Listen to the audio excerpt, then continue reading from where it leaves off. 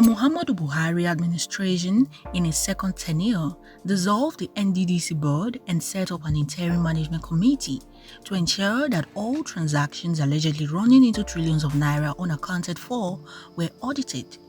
President Muhammadu Buhari had in 2019 ordered a forensic audit of NDDC finances, and the audit took effect in April.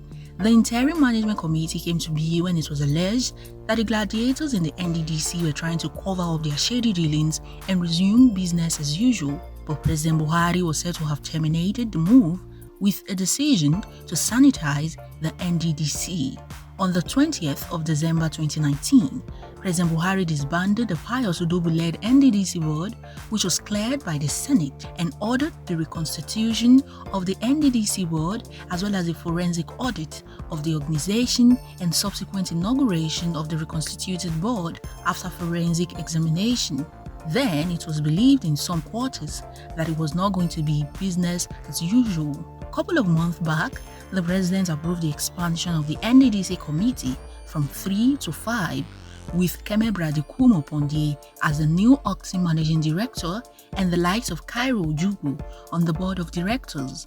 Pondie, while reacting to allegations of corruption leveled against the IMC, alleged that the NDDC 2019 budget was padded with over 500 non-existing projects. He said the committee discovered the irregularities while investigating the fund appropriated to the commission. Pondie said in quote, "We discovered that after NDDC forwarded its budget to the National Assembly committees on NDDC, what was sent back to the commission was no longer recognizable. The 2019 budget was classically overpadded, with almost 500 new projects inserted into it when it was sent back to us. We found that the budget appropriation was done in such a way that meaningful projects were allocated with little sums of money. It is unfortunate that the 2019 budget will expire on May 31 without any project executed in the region. It was past 2 months to the end of its implementation period." End of quote. However, in a swift reaction, the Senate Committee on Niger Delta said no amount of intimidation or blackmail will stop it from probing the IMC.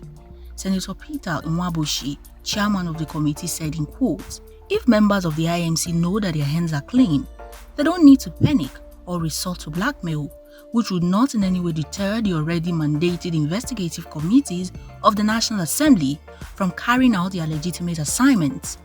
IMC must be ready to submit itself for thorough investigation by committees already assigned for that by both chambers of the National Assembly. The allegations of balkanization of budget just came because the IMC members were asked to appear before the ad hoc committee to answer questions." Senator Nwabushi added that he had deleted the number of Senator Godswill Akpabio, the Minister of Niger Delta Affairs, over allegations that is allegedly fueling the crisis between NDDC and the National Assembly. Recall, the Senate set up an ad hoc committee to probe the IMC over alleged mismanagement of 40 billion naira. Meanwhile, the Niger Delta Youth Forum also gave its stance on the matter.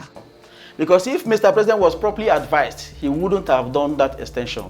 Because the people, the peripherals around Mr. President, knowing fully well who Mr. President is, ill-advised Mr. President. If they had advised him rightly, that extension was a very wrong extension. We believe that some of the persons who are in this interim management committee are morally unfit and morally bankrupt to be the ones who will champion anti-corruption in the NDDC. And I say that because some of the people who are leading this forensic audit are some of those who created the atmosphere of corruption.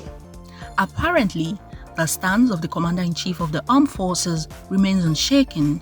Not only did he extend the tenure of the interim committee for another 7 months, President Buhari also approved 6 billion naira COVID-19 intervention expenditure by the NDDC.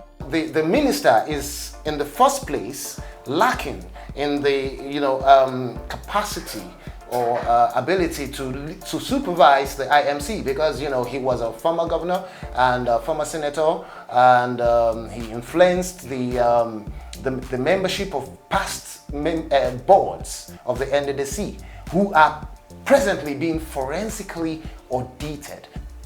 The constitution of the group or the commission is ill-constituted, because most the communities, rather the states that were supposed to be represented in that particular committee, were not fully represented. While the presidency doesn't seem to believe the allegations leveled against the committee accused of squandering over 200 billion paying contractors with fake and over-invoiced contracts, and the alleged transfer of staff members considered as mole and informants. Does this suggest that the alleged massive corruption will continue to thrive in the Interim Management Committee of the NDDC? As we are clamoring for the dissolution of this illegal IMC, that if need be, for the reconstitution of the board and the management committee, that there is need for him to tilt towards Imo State to consider us for the position of the chairman or the position of the MD. Roots TV, Nigeria.